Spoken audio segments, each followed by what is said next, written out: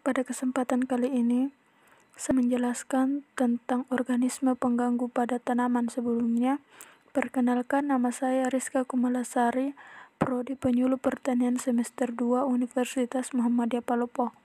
Langsung saja, yang pertama OPT pada tanaman terong. Yang pertama itu hama. Hama terbagi menjadi beberapa, ada kumbang daun. Kumbang daun menyerang permukaan daun terong dengan cara memakan dan melubangi hingga daun berwarna kuning dan layu. Adapun cara pengendaliannya yaitu secara manual dengan cara memetik kumbang kemudian dimusnahkan, atau dapat juga dilakukan secara kimiawi dengan menyemprotkan insektisida sesuai dosis yang ditentukan. Kemudian kutu daun.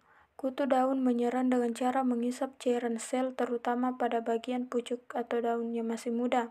Cara pengendaliannya yaitu dengan mengatur waktu tanam dan pergiliran tanaman. Yang ketiga yaitu tungo. Tungo ini menyerang dengan cara menghisap cairan sel pada tanaman. Adapun cara pengendaliannya yaitu dengan sanitasi lahan atau merendam bibit dengan larutan sebelum ditanam. Yang keempat ada ulat buah.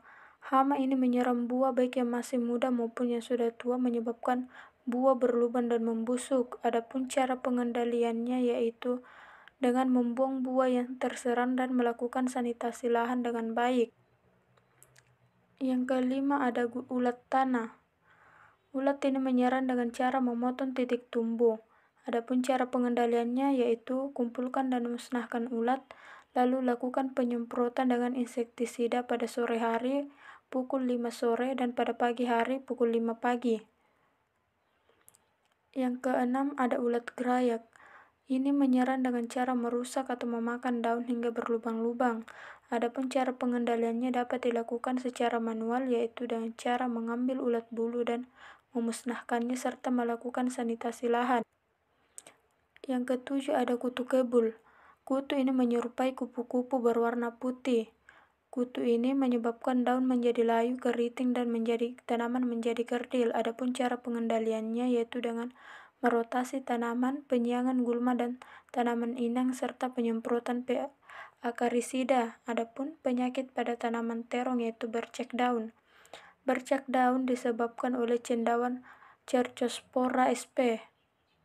Adapun cara pengendaliannya yaitu dapat dilakukan secara manual, yaitu dengan menggunakan bibit yang berkualitas dan juga dengan sanitasi lahan yang baik. Yang kedua, busuk buah. Busuk buah ini disebabkan oleh cendawan Phytophthora. Buah yang terkena penyakit ini muncul bercak hitam hingga membusuk. Adapun cara pengendaliannya dengan cara manual, yaitu memetik dan membuang buah yang busuk. Yang ketiga ada antraknosa. Penyakit ini disebabkan oleh jamur Goesporium melongena. Adapun cara pengendaliannya yaitu secara manual dengan melakukan sanitasi lahan, penggunaan bibit tahan penyakit dan penjarangan tanaman, atau dapat dilakukan secara kimiawi. Yang keempat rebas semai. Penyakit ini disebabkan oleh cendawan Rhizoctonia solani atau Pythium spp. Penyakit ini menyerang tanaman pada saat penyemaian atau pembibitan. Adapun cara pengendaliannya dapat dilakukan secara manual dengan melakukan sanitasi lahan dan juga menggunakan bibit yang berkualitas. Kemudian yang kelima layu bakteri. Penyakit ini disebabkan oleh Pseudomonas solanacearum. Penyakit ini membuat tanaman menjadi layu dan mati. Cara pengendaliannya dengan sanitasi lahan dan penyemprotan. Adapun jenis-jenis organisme pengganggu pada tanaman tomat, yang pertama itu ulat tanah. Nah, ulat tanah ini cara pengendalian dan penyerangannya seperti dengan sebelumnya pada tanaman terong. Yang kedua ulat buah. Ulat buah ini memakan buah pada tanaman tomat sehingga membuat buah busuk dan jatuh. Cara pengendaliannya yaitu dengan cara kultur teknis, cara biologis, dan cara kimiawi. Adapun penyakit pada tanaman tomat, yang pertama penyakit layu bakteri. Penyebabnya yaitu bakteri Ralstonia solanacearum. Adapun cara pengendaliannya itu secara biologis, memanfaatkan musuh alami patogen antagonis seperti Pseudomonas fluorescens. Yang kedua yaitu layu fusarium. Penyebabnya itu cendawan Fusarium solani. Adapun cara pengendaliannya yaitu cara biologis, memanfaatkan musuh alam patogen antagonis yang seperti pada penyakit sebelumnya. Nah, yang ketiga ini organisme pengganggu tanaman pada kacang tanah. Yang pertama itu ada kutu apit. Seperti pada gambar ini adalah contoh kutu apit pada tanaman kacang tanah. Hama ini menyerang dengan mengonsumsi getah tanaman yang biasa menyerang pada tanaman kacang tanah. Adapun cara pengendaliannya yaitu bisa diatasi dengan melakukan penyemprotan menggunakan insektisida. Yang kedua ada ulat gerayak. Ulat gerayak bisa memakan daun pada tanaman kacang tanah hingga hanya menyisakan tulang daun saja.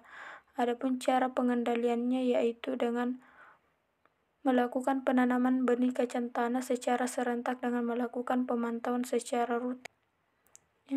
Yang ketiga itu ada penggorok daun. Jenis hama ini seringkali menyerang jenis tanaman kacang-kacangan. Adapun ciri yang ditimbulkan dari serangan penggorok daun adalah perubahan warna pada daun tanaman kacang tanah menjadi kecoklatan. Upaya pengendaliannya yaitu dengan menjalankan pemeriksaan rutin pada tanaman dan penyemprotan insektisida secara. Yang keempat ada hama uret. Hama ini dideteksi ketika tanaman kacang tanah mengalami pertumbuhan yang tidak baik. Hama uret menyerang kacang tanah dengan memakan pada akarnya hingga membuat kacang tanah terhambat perkembangannya. Adapun cara pengendaliannya yaitu dengan Agensia Hayati menggunakan jamur Metarhizium sp. Sementara untuk upaya pencegahannya bisa dilakukan perendaman benih memakai pestisida sitrit. Nah, yang terakhir ini hama tikus. Ini adalah hama yang sangat meresahkan bagi para petani. Hama ini menyerang dengan cara memakan tanaman. Adapun cara pengendaliannya yaitu dengan 3 cara, yaitu secara manual, mekanis, dan elektrik. Selanjutnya, penyakit pada tanaman kacang tanah yaitu penyakit karat. Penyakit ini menyerang pada bagian daun. Adapun upaya pengendaliannya yaitu dengan melakukan sanitasi lahan, membersihkan gulma dan tanaman yang sudah terinfeksi. Kedua, penyakit Sclerotium. Penyakit ini kerap menyerang pada tanaman kacang-kacangan. Penyakit ini disebabkan oleh infeksi berbagai mikroba seperti jamur, bakteri, hingga virus. Adapun cara pengendaliannya yaitu dengan melakukan perbaikan pada sistem pengairan agar air dapat mengalir secara sempurna. Selanjutnya ada antraknosa. Penyakit ini adalah penyakit yang terjadi pada tanaman yaitu dengan pembusukan pada batang hingga tangkai daun. Cara pengendaliannya dengan cara pencegahan pada penyakit ini yaitu dengan melakukan